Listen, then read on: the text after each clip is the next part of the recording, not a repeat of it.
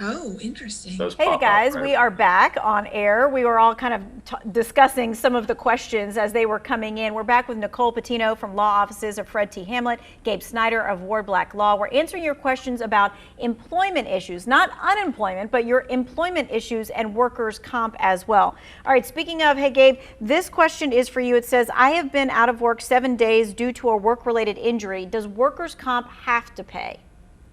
Yes, that's interesting that you pick 7 days because that actually is the waiting period. So after you've been out of work, if you had a workplace injury and you've reported that to your employer, gone to the doctor and worked with the doctor that they picked for you, after 7 days, on the eighth day, they're going to be responsible for your payment for that week. If you don't make it the full 7 days, you're out a full 7 days, then they don't owe you anything in workers' comp benefits. But since you're past that 7 days, they will owe you workers' comp benefits from then on, from the date of the injury until you go back to work.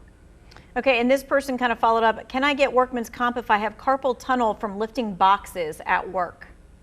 So that depends. It depends on what exactly your job description is and everything like that. But carpal tunnel is a specific injury listed in the statute. And so I would encourage you to go ahead and report that to your employer as soon as possible and get that surgery done. Should be a pretty quick in and out surgery if it's not too severe. When you get that done and workers' comp pay for it, you should be back at work just like that. All right, and Nicole, this person says, I got COVID at work. I've been out for 1 week. Where do I go to get COVID relief pay? Or is that something that my employer has? Yeah, it's your employer who will pay you, and it's only if you're eligible. So if your company has fewer than 500 employees and meet the other criteria, if they have less than 50, you may be exempted if you're a medical provider. So talk to HR. So they need to go to their HR person and ask, do we have COVID relief pay? That's where they need to start. Yeah, it's emergency paid sick leave, and you only get that one time as an employee. So know that, even if you work for 4 different places. Oh, okay. So you can only get it from one job. I see. Okay. Yeah. So this person says, I was injured at work. I continued to work, but the pain was too great, so I quit my job. I had surgery to fix the damage. Workers' comp paid for surgery and medical bills, but I'm still not able to work and I'm not able to get weekly pay. Shouldn't I be able to get paid for not being able to come to work because of the recovering from the injury? I know that's a whole lot. Yeah. You need it. Well, you need to hire an attorney because here's what they're doing. Your employer is saying that you're not out of work because you're disabled or your injury, but you're out of work because you quit. Now, you need an attorney to go and advocate for you and say, no, no, no, he quit because of his injury, and you probably weren't providing him with the part-time work and the restrictions that he or she needed to work. And so that's why he's out, because of his disability, not because he quit. But I would encourage you to talk to an attorney, particularly since you had that surgery. And best of luck to you. That's tough. Okay. This person says, Nicole, I think this is for you. Is the employer obligated to give an employee a decision regarding a disciplinary action investigation? It's been 11 months since the allegation was made against the employee. Well, no, they're not required. It's a best practice to get back with the employee, but the employer is not required to do anything other than investigate and take action based on that. But they don't have to let the employee know anything about the action taken. All right, but this is on your permanent record, right? That's what we've all heard as we were growing up. Are you not allowed to look at whatever your records that your employer has? It depends. Okay.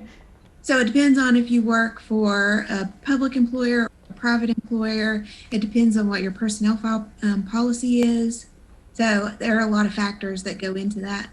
All right, Gabe, this person is asking, workers' comp has offered me a settlement. Do I have to accept it?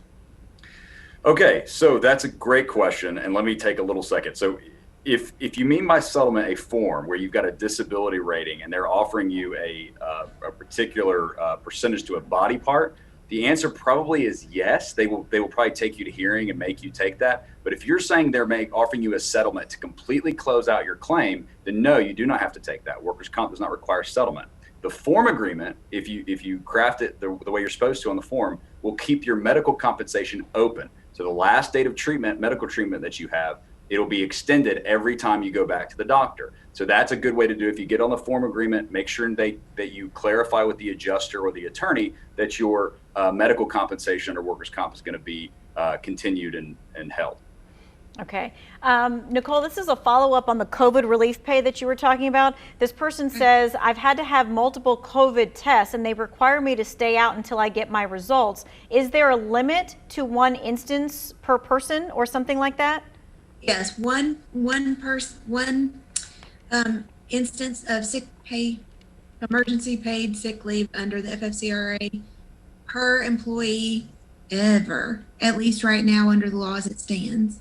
Just so up to one. 10 days and that's it. Okay, up to 10 days. So if you got the rapid test and it comes back in an hour, great. If you got a test that took 3 days, okay, you only took 3 days, but it's 10 days total. Yep. 10 days total. Okay. Thank you both for answering our workers' comp and employment questions. We got a lot in there. We appreciate your time. We appreciate your questions. You can find this entire conversation in the Two Wants to Know section of WFNYnews2.com after the show. It'll be on YouTube as well.